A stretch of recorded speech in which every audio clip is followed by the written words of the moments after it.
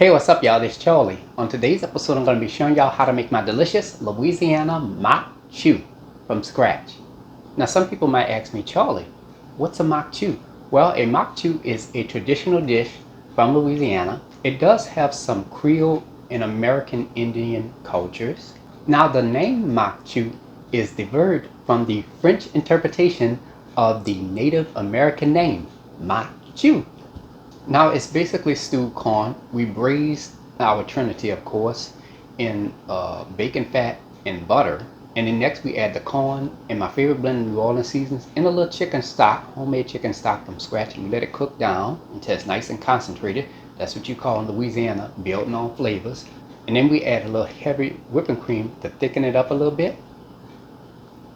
And there you have it. This recipe calls for about 4 to 6 servings. It's a wonderful comfort food dish, absolutely delicious. So without further ado, let's get started.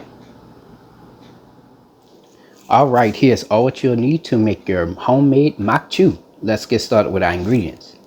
You will need 3 pounds in weight, that's about 4 corn cobs. And along with that, you're going to need some bacon fat. Now, if you don't have this, you can use salted butter. I'm going to be using both for this recipe. And this next ingredient is optional. You're going to need some sugar. All right. And along with that, you're going to need some heavy whipping cream, chicken stock. Now, this is homemade chicken stock from scratch. It's not out of the can or the bottle or anything like that. And for your seasonings, you're going to need 1 medium-sized yellow onion, some celery, green bell pepper, red bell pepper, and some garlic. And for your additional seasonings, you'll need some salt, black pepper, Tony Chachere's Creole seasoning. Now, if you don't have this, you can use the Zatarain's Creole seasoning or the Slap Your Mama Cajun seasoning. You will also need some Chef Paul Prudhomme's Vegetable Magic and some crushed red pepper. Now, if you don't like a lot of spice, you can omit the crushed red pepper from the recipe. All right. And there we have it. All right, let's get straight to it. So I'm going to go ahead and get started by chopping up 1 yellow onion. All right, next I'm going to go ahead and rinse off my celery, my green bell pepper, and my red bell pepper.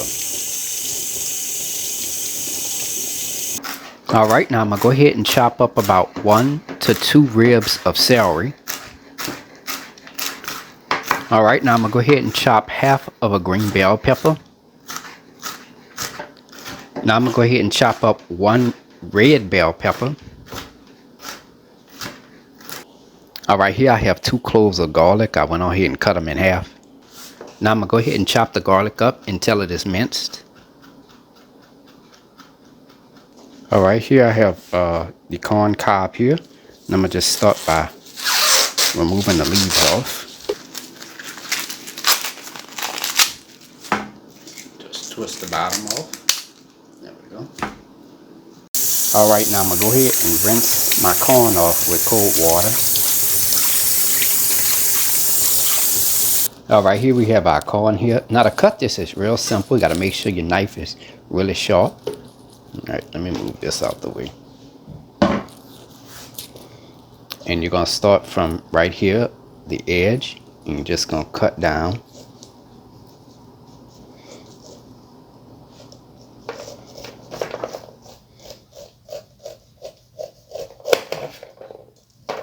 Like that. Make sure you pay attention to where you're going to put it, right there. So you just pay attention to that and just cut. And as you can see, the knife is aligned with the corn kernels.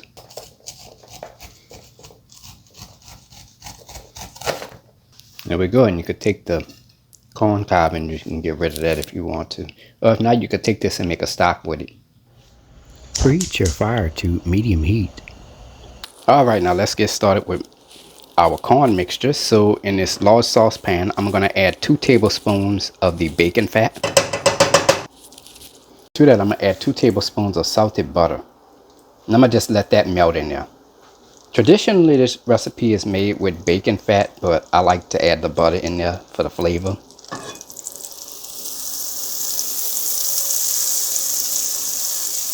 Alright, now let's add some seasoning. I'm going to add 1 cup of chopped yellow onion. a half a cup of chopped celery, a half a cup of chopped green bell pepper, and 2/3 cup of chopped red bell pepper. Now I'm gonna go ahead and give this a quick stir.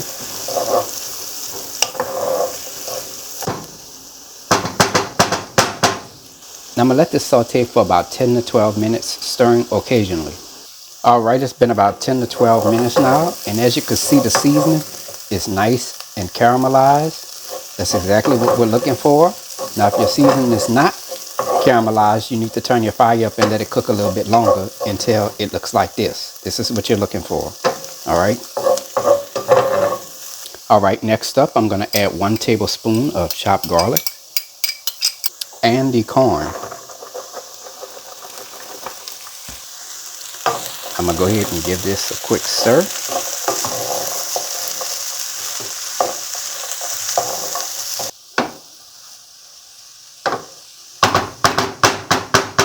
Alright, now let's add some seasoning. We're going to add about 1/4 teaspoon of salt, 1/8 of a teaspoon of black pepper, a half a teaspoon of Tony Chachere's Creole seasoning, a half a teaspoon of Chef Paul Prudhomme's Vegetable Magic, and this next ingredient is optional, about a half a teaspoon of the crushed red pepper right on in there. Now remember, if you don't like spiciness, you could just omit it from the recipe. Alright. Now next up, I'm going to add about 1/3 cup of chicken stock, just to bring out the flavor some. I'm going to go ahead and give this a quick stir. You can add more chicken stock as desired.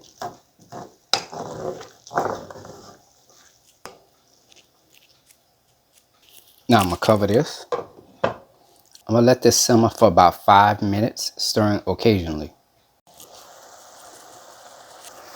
Now what's going to happen is that chicken stock is going to cook down and it's going to get thick. Alright. So as you can see here, the chicken stock has cooked down a little bit. But we're not quite done yet. Wait a second. You can see it's kind of thickened up already. Exactly what we're looking for. Now this next ingredient is optional, about 1 to 2 tablespoons of sugar. I'm going to just give that a quick stir.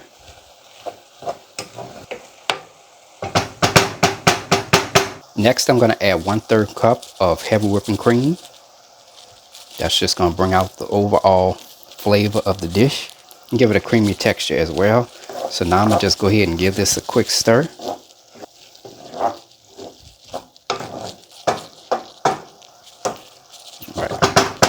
Now we're only going to let this simmer for a short period of time because you don't want the cream to overcook. Because if the cream overcook, it's going to turn into an oily mess and we don't want that.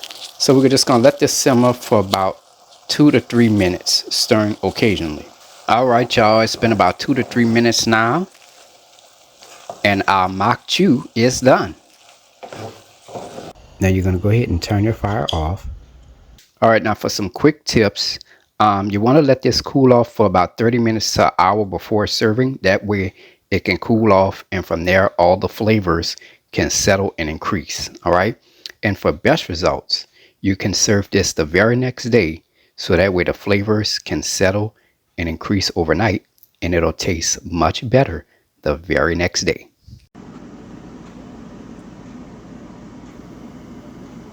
And there you have it, ladies and gentlemen. Louisiana style maque choux, made by New Orleans native. If you like my channel, hit the subscribe button. Hit the bell button if you want to be notified of my videos. Now I have an official website for all of my recipes, including for this delicious Louisiana style maque choux. You can go to www.charliethecookandrews.com. You can also find me on Facebook, Instagram, and on Twitter under the name Charlie the Cook and Drews.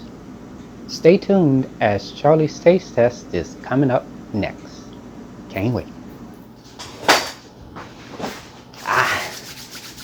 Now it's time to go ahead and take a bite.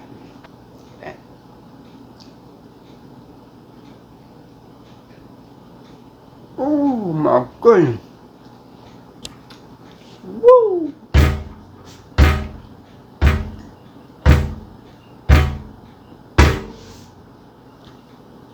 Y'all, this is so flavorful and delicious, y'all. I mean, the flavors from all the seasons that we added in that homemade chicken stock from scratch, and a little slight hint of sugar. I know a lot of people might think that's a little off-putting, but it's really not. I mean, y'all, this is the bomb.com. Absolutely delicious. It's gonna please all your guests at the dinner table. On point. So, get a recipe a try. Anyways, I hope you all enjoyed the video. Thank you so much for watching, and until next time, have a good one. Peace.